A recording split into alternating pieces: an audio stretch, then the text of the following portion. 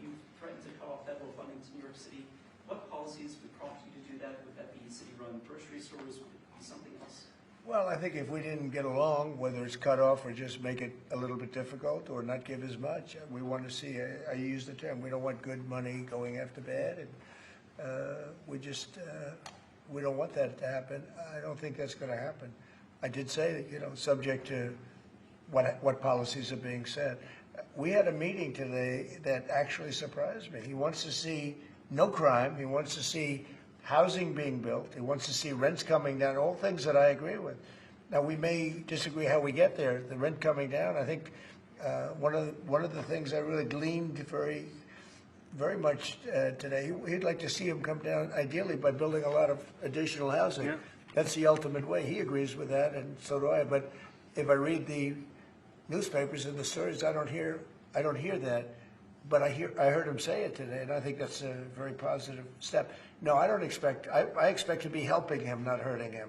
A big help, because I want New York City to be great. Look, I love New York City. It's where I come from. I spent a lot of years there. Now I'm right here. We took a big setback with the mayor that we had, named de Blasio. I thought it was a tremendous setback for the city. I think this mayor can do some things that are going to be really great. Would you feel comfortable living in New York City under a Mamdani administration? Yeah, I would. I really would. Especially after the meeting. Absolutely. What makes you comfortable? We agree on a lot more than I would have thought. I think I want him to do a great job, and we'll help him do a great job. He may have different views, but in many ways, we were discussing when Bernie Sanders was out of the race, I picked up a lot of his votes, and people had no idea, because he was strong on not getting ripped off in trade and lots of the things that I've practiced and been very successful on.